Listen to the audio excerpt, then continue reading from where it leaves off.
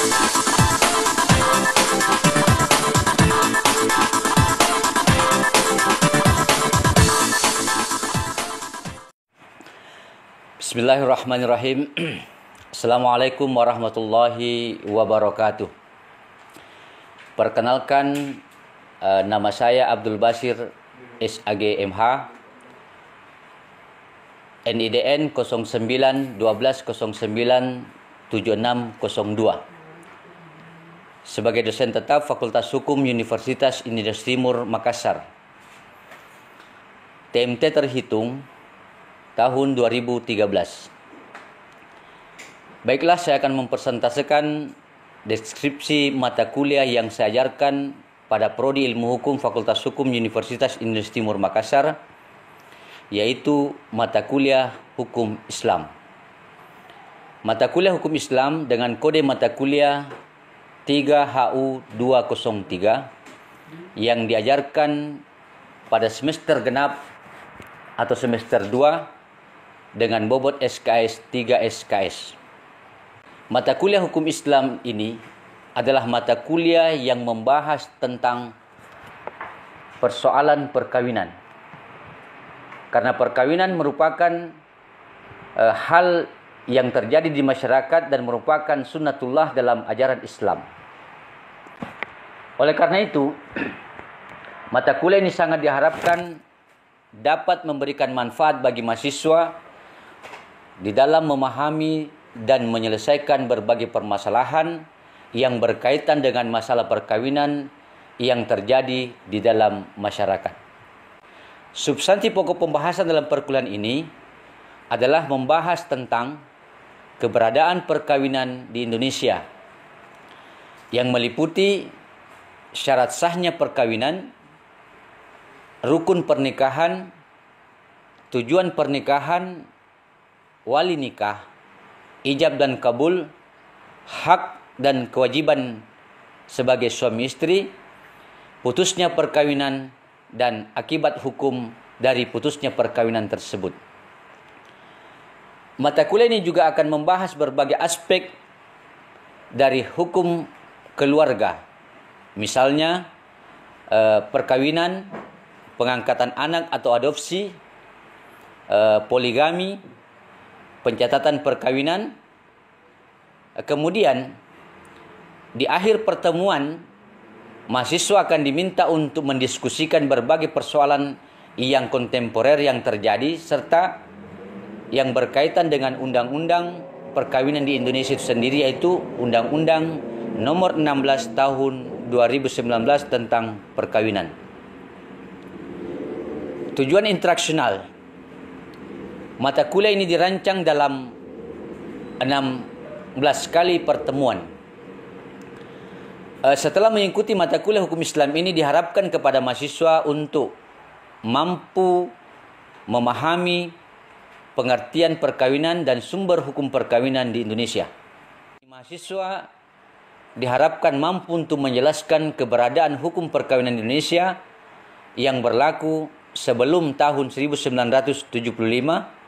Mahasiswa diharapkan mampu untuk menjelaskan sejarah Undang-Undang Nomor 1 Tahun 1974 tentang perkawinan serta perubahan menjadi undang-undang yang terbaru, revisi daripada Undang-Undang Nomor 1 Tahun 74 itu, yaitu Undang-Undang Nomor 16 Tahun 2019 tentang perkawinan. Mahasiswa diharapkan mampu untuk menjelaskan berbagai aspek dalam perkawinan, termasuk di dalamnya adalah aspek persiapan sebelum pernikahan, tujuan pernikahan, macam-macam dan jenis pernikahan itu sendiri, rukun dan syarat sahnya pernikahan, larangan dan pencegahan pernikahan, serta perjanjian-perjanjian di dalam pernikahan. Mahasiswa diharapkan untuk mampu menjelaskan dasar hukum dari rukun nikah dan akad nikah. Mahasiswa diharapkan mampu untuk menjelaskan apa yang menjadi sah dan batalnya akad nikah serta apa itu sigat nikah. Diharapkan kepada mahasiswa untuk menjelaskan keberadaan wali nikah dan saksi di dalam pernikahan. Diharapkan kepada mahasiswa untuk mampu menjelaskan tentang pentingnya pencatatan dalam suatu perkawinan. Karena kenapa? Perkawinan yang tidak dicatat itu meskipun secara agama sah, tetapi menurut undang-undang itu tidak pernah diakui dan akan menimbulkan akibat hukum.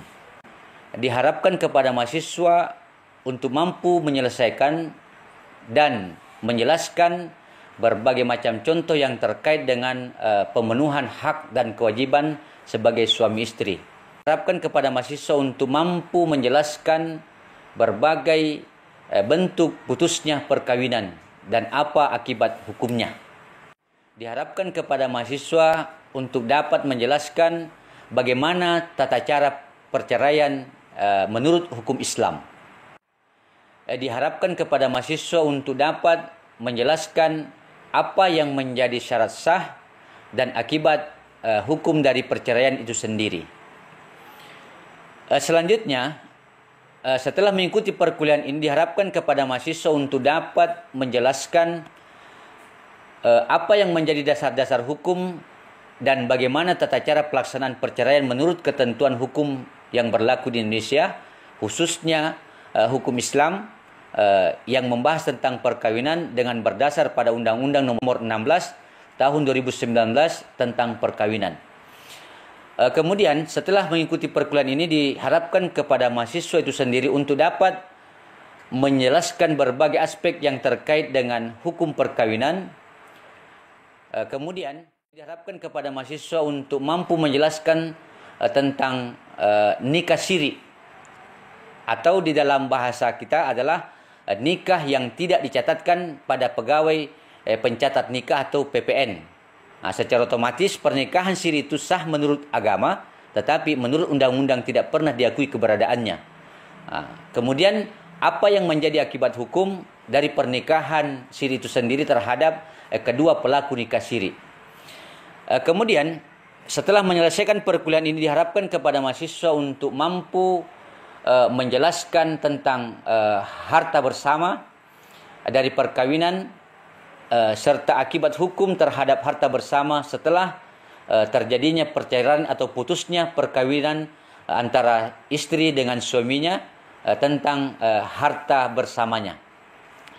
Kemudian setelah mengikuti perkuliahan, diharapkan kepada mahasiswa untuk dapat menjelaskan tentang pemeliharaan anak atau yang kita kenal dengan hadana, apa yang menjadi nafkah anak, kemudian aspek hukum perwalian, aspek hukum pengangkatan anak ataupun adopsi.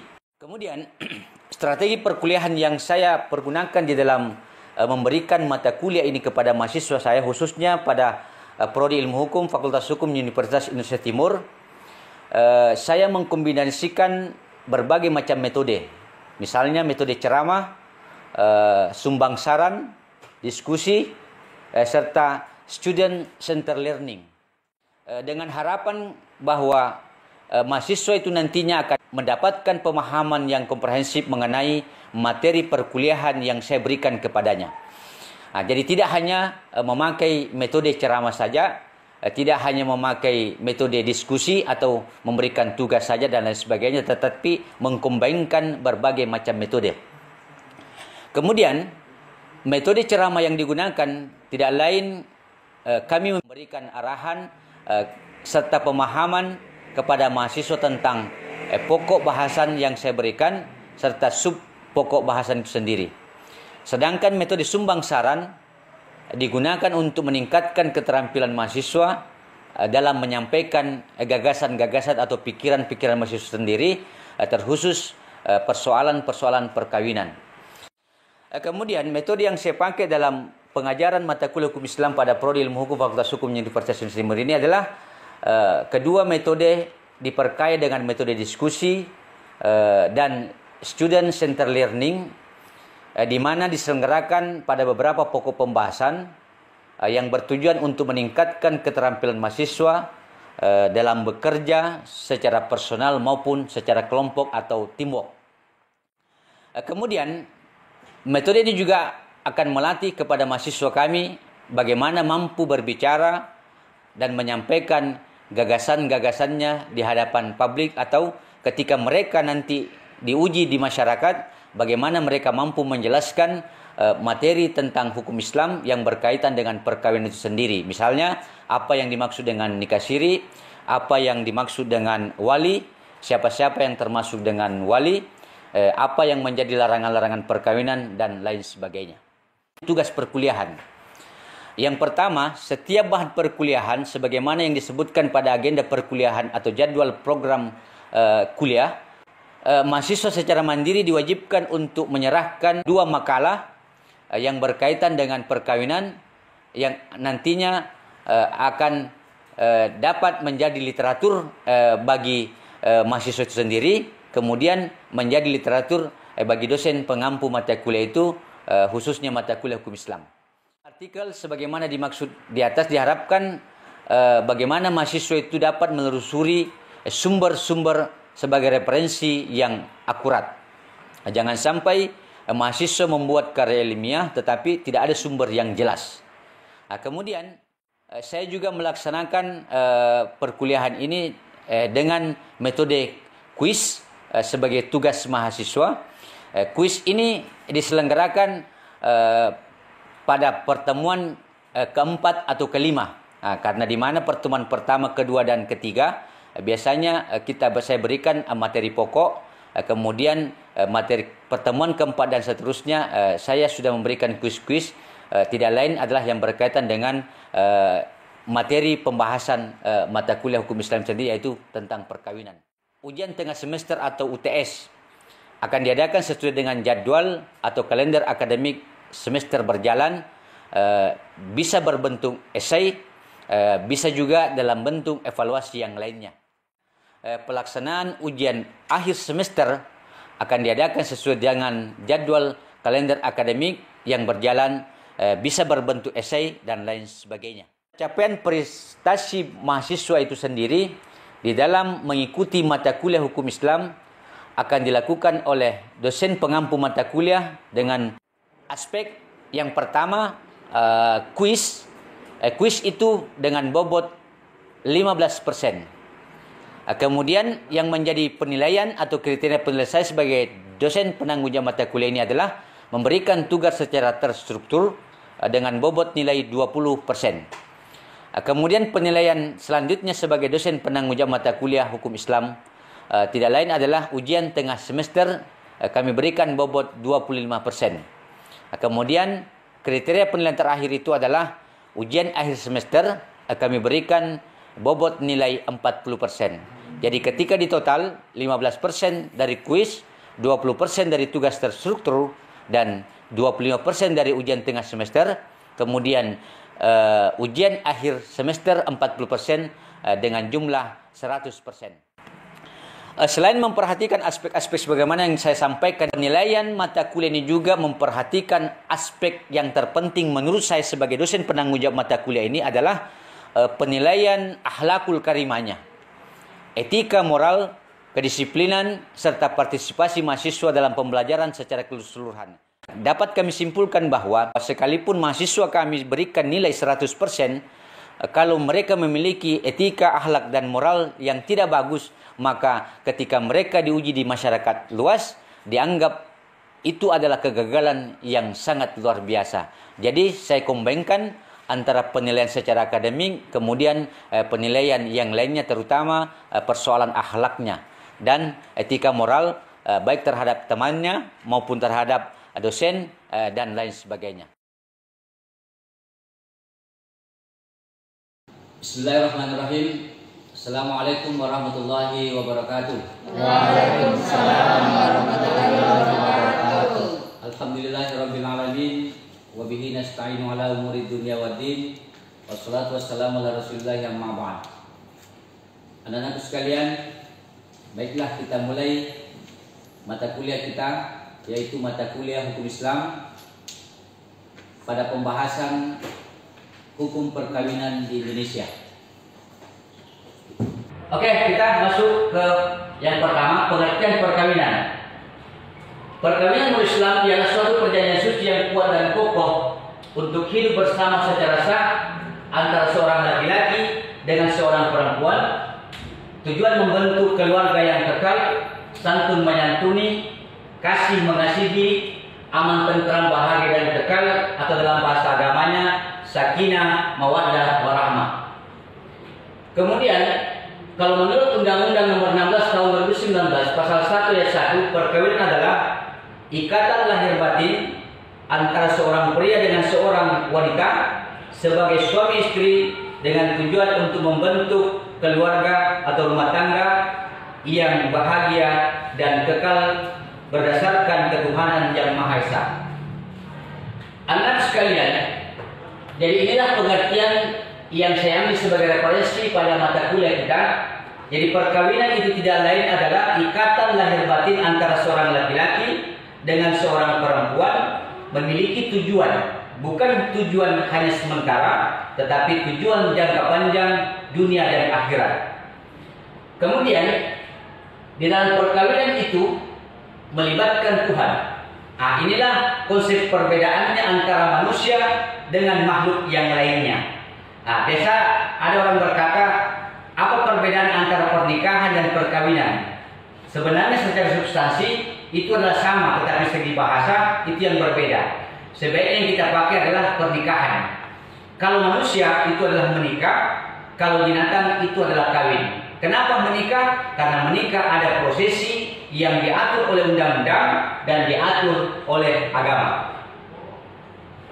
Kemudian di pokok pembahasan yang kedua adalah sumber hukum perkawinan di Indonesia. Yang pertama, sumber hukum perkawinan di Indonesia itu adalah Al-Quran. Ayat-ayat tentang perkawinan dapat kita lihat pada dalam surah Al-Hujurat ayat 13.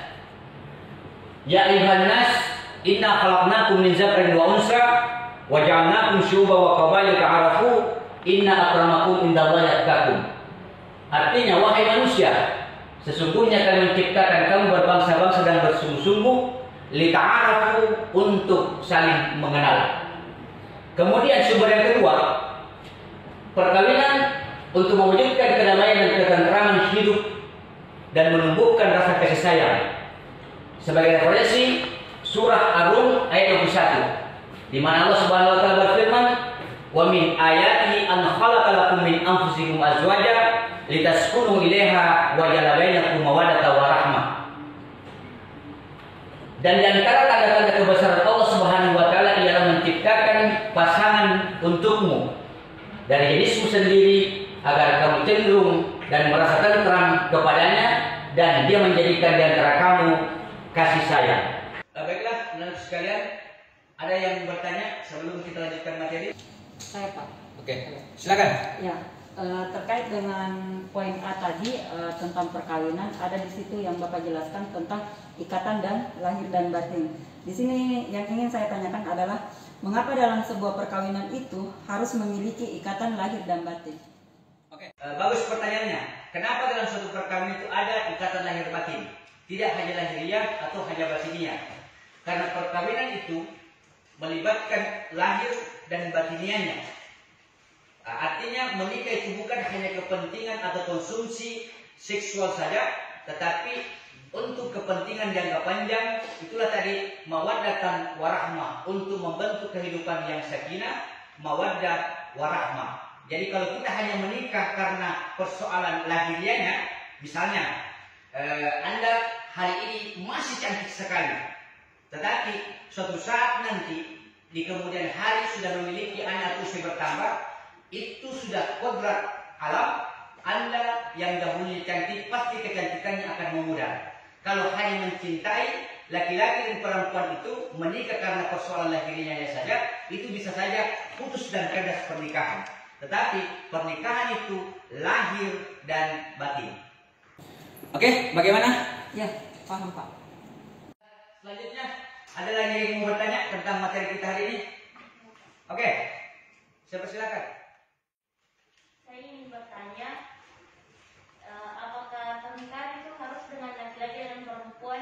Kenapa tidak bisa perempuan dengan perempuan dan laki-laki dengan laki-laki? Oke, bagus sekali pertanyaannya. Kenapa harus laki-laki dengan perempuan, bukan laki-laki dengan laki-laki, perempuan dengan perempuan?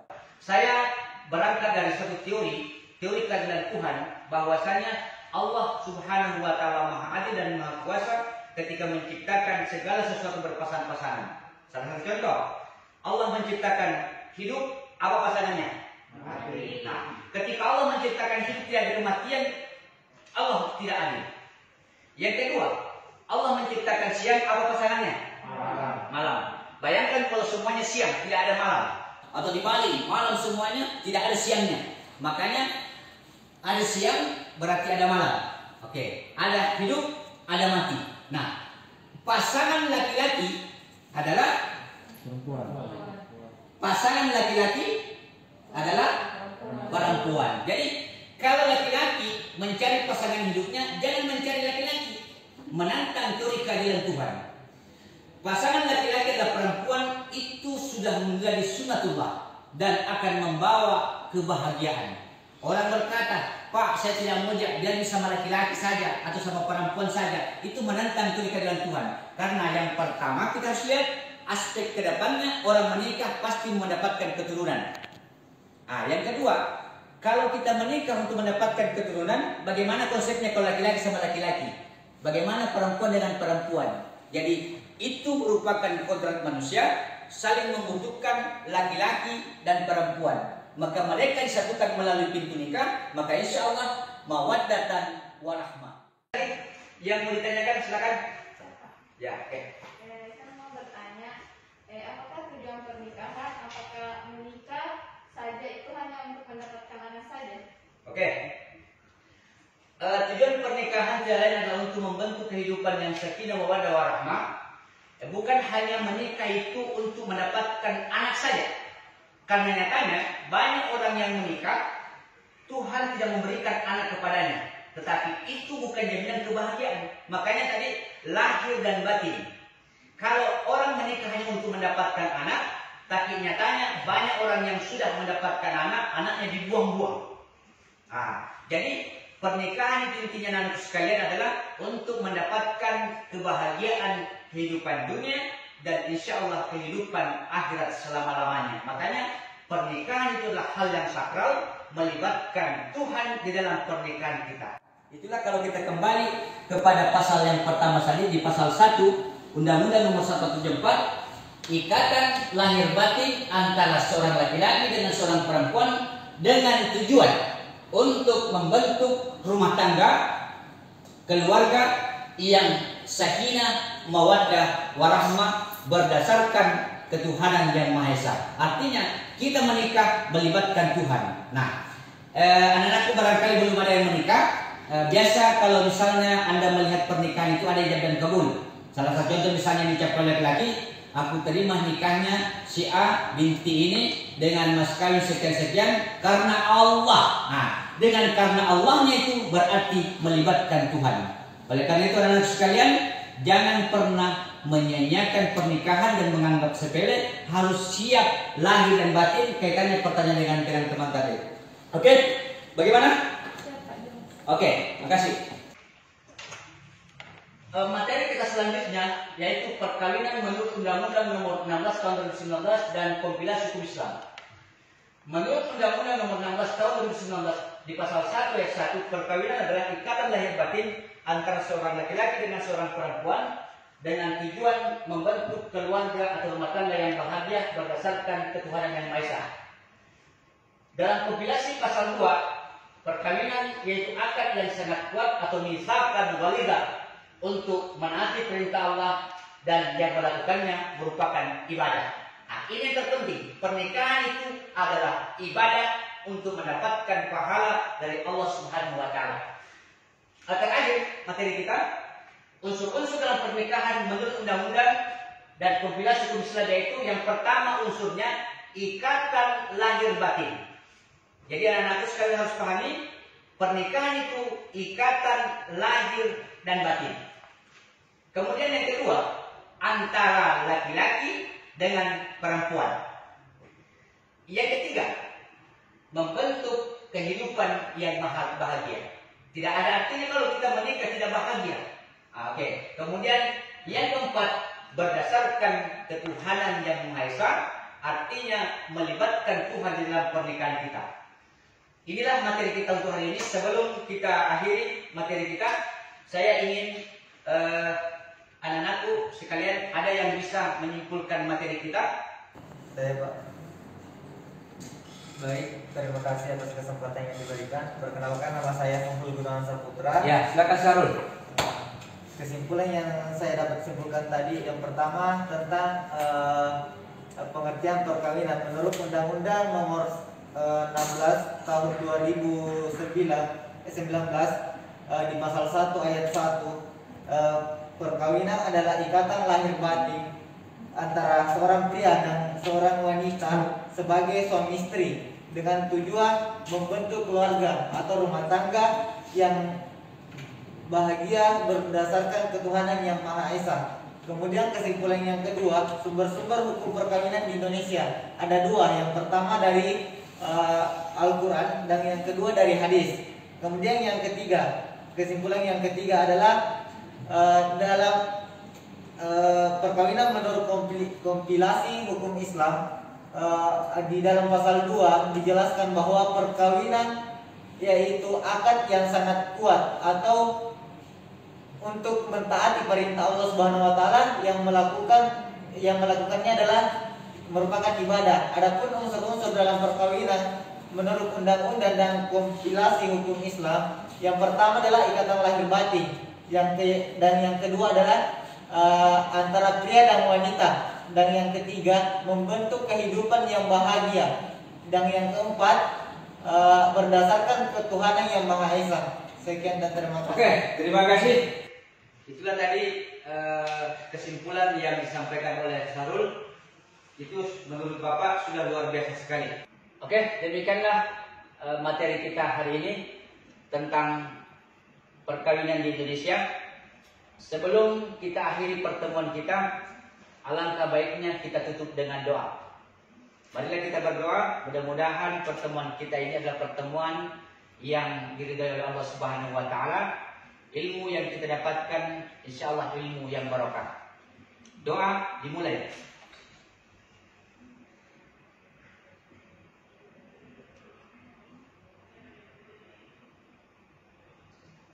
Ya, terima kasih kepada anak sekalian. Inilah pertemuan kita hari ini tentang perkawinan Indonesia. Insyaallah kita akan lanjutkan kembali pada pertemuan berikutnya. Mudah-mudahan pertemuan kita mendapatkan maghfirah, ridho dari Allah Subhanahu wa taala, ilmu yang kita dapatkan ilmu yang bermanfaat dan barokah. Kita akhiri dengan ucapan wabillahi taufiq wassadah. Wassalamualaikum warahmatullahi wabarakatuh. Waalaikumsalam warahmatullahi wabarakatuh. Demikianlah deskripsi mata kuliah yang saya ampuh pada Prodi Ilmu Hukum Fakultas Hukum Universitas Indonesia Timur Makassar. Semoga bermanfaat bagi kita semua. Terima kasih. Saya akhiri dengan ucapan wabillahi taufiq wassadah. Wassalamualaikum warahmatullahi wabarakatuh.